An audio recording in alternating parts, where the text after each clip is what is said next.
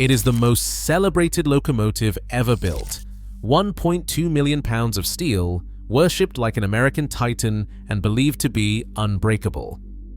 But in 1953, the big boy's myth was destroyed in seconds when a routine stretch of Wyoming track turned it into a killer. The invincible icon became a death trap for its own crew. If this machine was so safe, how did it become the only big boy to leave men trapped inside? And why did Union Pacific repair it and send it back out as if nothing happened? The answers start where the legend began.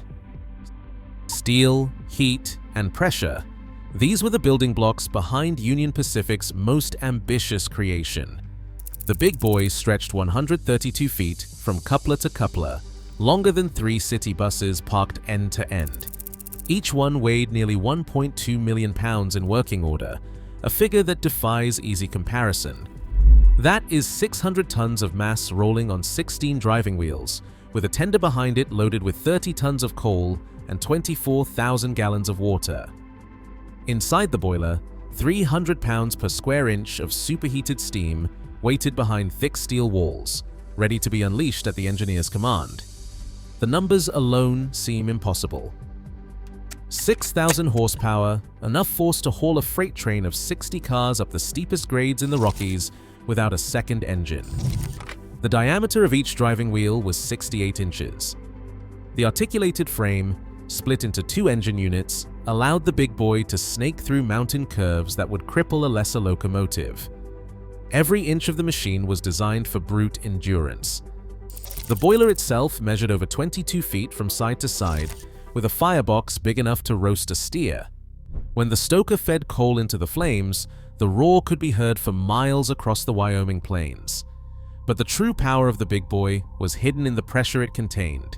300 pounds per square inch inside a sealed vessel is not just a number, it is stored violence.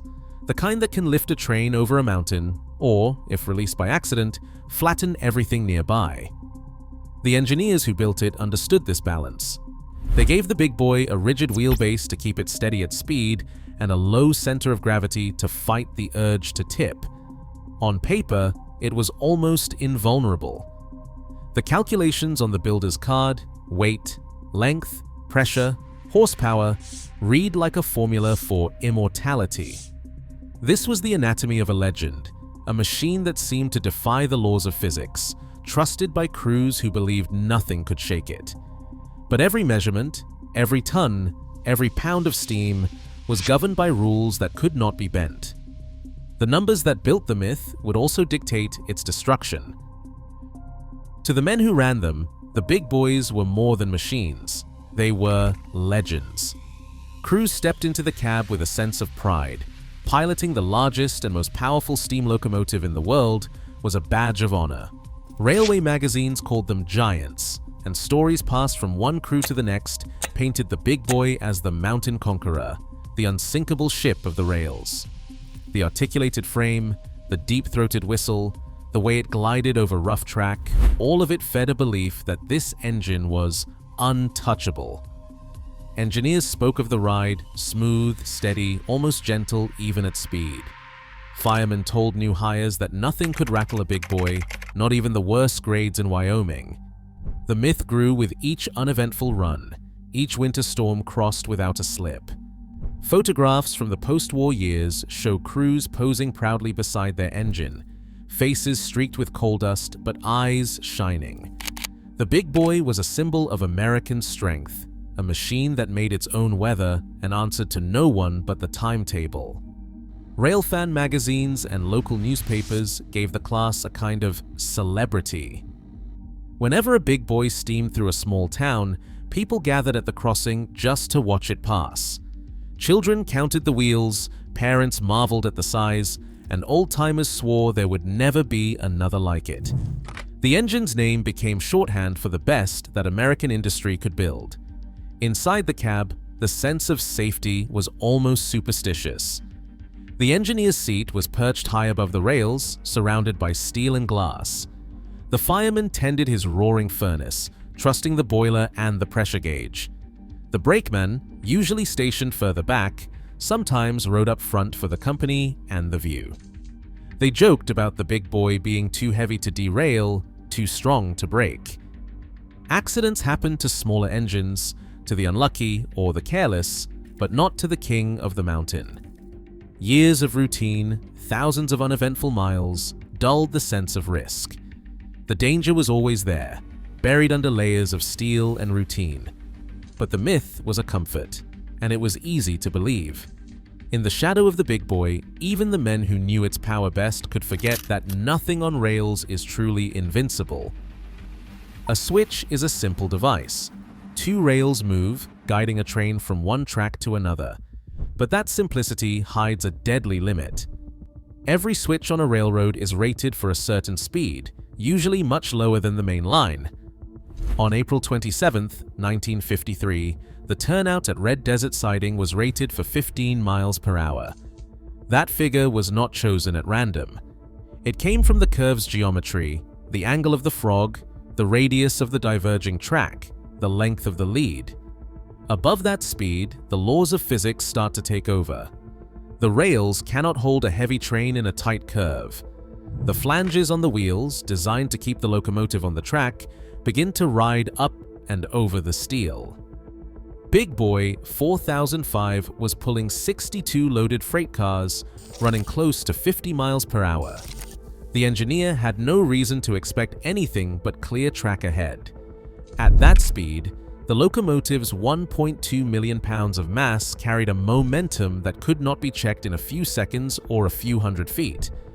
When the lead wheels hit the open switch, they followed the diverging rails into a curve meant for a walking pace, not a sprint. The articulated frame, so good at handling mountain bends, became a liability. The rigid wheelbase resisted the sudden angle and transferred lateral force into the rails. Centrifugal force is not a theory in moments like this. For a train of this size, entering a 15 miles per hour switch at 50 is like asking a loaded semi to take a sharp freeway exit at full speed. The rails themselves become the weakest link. They cannot contain the sideways shove. The wheels start to climb, the frame begins to tip, and the earth becomes the only thing left to stop the train. No amount of engineering can erase the math. The mismatch between speed and turnout design made what happened next inevitable. The big boy was about to leave the rails, not because of a flaw in its construction, but because the laws of motion do not care about reputation or record. In that instant, the machine's mass and velocity wrote the next chapter, one measured in tons and seconds, not in stories or pride. On the morning of April 27, 1953, the safety of a locomotive weighing 1 million pounds rested on a single decision. Foreman Kenneth Mayfield was in charge of the section gang that day. His task was routine: open the siding switch so a flock of sheep could cross the rails.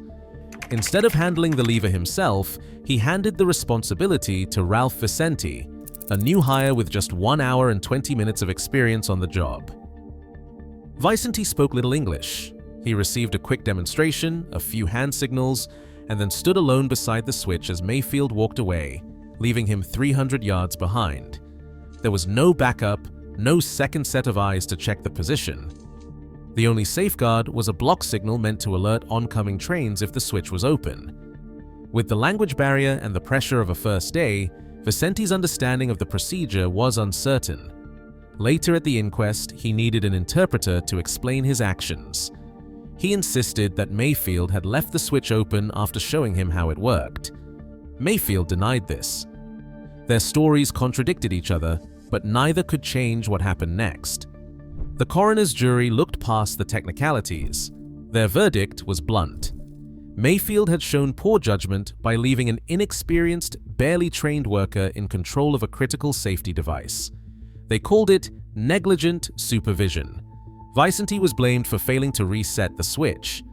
But the deeper fault lay in a system that allowed a man with less than 2 hours of railroad experience and limited English to hold the fate of a freight train in his hands. In that gap between training and trust, the trap was set. The machine's fate was sealed, not by sabotage or malice, but by a chain of choices that left human error as the last defense. Momentum is not just a number, It is a direction, a force, and a verdict. When Big Boy 4005's lead wheels struck the open point of the siding switch at 50 miles per hour, the physics were immediate and merciless.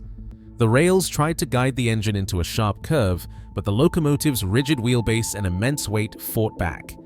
Lateral force built up in the frame, pressing the steel flanges against the railhead with a violence measured in tons. The Nadel ratio, the threshold where a wheel's sideways push overcomes gravity's hold, was shattered in an instant. At these speeds, the L/V ratio soared well past the danger line. The flanges began to climb, not roll, and the engine's center of gravity lurched sideways. The articulated hinge, designed to help the Big Boy snake through mountain bends, offered no help at this speed. Instead, it locked the massive boiler and drivers into a single unyielding arc. The rails, anchored in the red desert ballast, could not absorb the shock. They flexed, then gave way. The wheels left the track, and the full weight of 1.2 million pounds shifted off engineered steel and onto yielding dirt. 18 cars followed the engine into chaos. Each one, still tethered by couplers, was pulled sideways as the locomotive tipped, their own weight adding to the roll. The tender, loaded with water and coal, became a battering ram. The geometry of force, momentum, mass, and leverage overwhelmed every safety margin. In those seconds, the rails had nothing left to give. The engine's mass dictated the outcome, a roll, a breach, and the beginning of catastrophe. The cab of Big Boy 4005 was not a sanctuary. When the locomotive tipped, the tender's mass slammed forward, crushing steel and glass in a single, unstoppable motion. The force ruptured the main steam lines. 300 pounds per square inch of pressure, enough to move mountains, now turned inward. Scalding vapor at nearly 400 degrees erupted into the cab, filling every inch of space in an instant. There was no time to react, no warning. For engineer Leo Murray and fireman Lawrence Endress, the end was immediate. The environment inside the cab became unlivable. No air, no visibility, only a blinding white cloud of heat that stripped away all protection. The machine, so often trusted, became a sealed chamber of pressure and pain. Brakeman James Anderton survived the initial impact, trapped in the twisted wreckage. The steam did not spare him. He endured burns over most of his body, clinging to life for 2 days after the wreck. In his final hours, he could only recall the desperate instinct to shield his face with his hands. Rescue workers could not reach the cab until the live steam had spent itself, a full 25 minutes after the crash. By then, the damage was total. 3 men, Murray, Endress, Anderton, had paid the price for a single mistake. Their lives claimed not by fire or collision, but by the invisible violence of superheated water turned loose. The Big Boy's boiler, designed to conquer the Rockies, became a weapon the moment its containment failed. There was no malice, no intent, just physics, pressure, and the indifference of steel.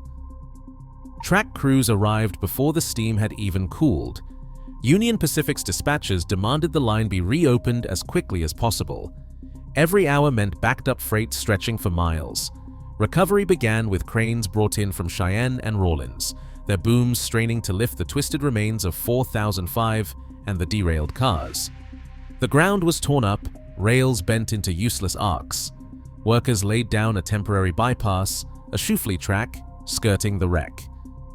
In just 9 hours, trains were moving again, rolling past the silent hulk as if nothing had happened. The priority was clear: restore the mainline, move the freight, keep the schedule. The wreck itself became just another obstacle to be cleared, catalogued, and pushed aside in the relentless drive to keep the railroad running. Union Pacific faced a calculation that was more practical than sentimental. In 1953, a Big Boy was still a valuable asset, one that could not be easily replaced as diesel engines took over the roster. The Cheyenne shops received what was left of locomotive 4005 and began the work of undoing the damage. The cab, twisted and burned, was cut away and rebuilt from new steel. The tender, battered by the impact, was refitted or swapped. Every scar was erased or covered. Within months, locomotive 4005 was back in service, indistinguishable from its sisters to anyone except the men who knew what had happened. Internal memos favored repair over scrapping, citing cost and the need to keep heavy steam power on the line. The decision was not about memory or mourning. It was about keeping freight moving, even if it meant sending a killer back to work. Today, Big Boy 4005 stands silent in the Forney Museum of Transportation in Denver. Visitors snap photos, children press their hands to the cold steel. Families pose beneath the towering boiler, smiling for the camera. The placard lists its dimensions, its horsepower, its years of service. It calls 4005 a marvel of engineering, a survivor from the golden age of steam. But the exhibit does not mention the day this machine became a tomb. Most who visit walk away with a souvenir photo, never knowing that 3 men died inside this cab, or that the scars beneath the paint are more than just the marks of age. The tragedy is hidden in plain sight, buried under layers of nostalgia and museum glass. The machine endures, celebrated and admired, while the memory of its dead is left unspoken, a secret kept by steel and silence. Today, Big Boy 4005 sits silent in a museum, its polished steel hiding the violence that once filled its cab. As we celebrate machines, we risk forgetting the human cost behind their legends. Physics remains indifferent. No amount of nostalgia can rewrite the laws that killed 3 men. Every monument to progress carries a shadow. The question is whether we choose to see it. Share your thoughts below.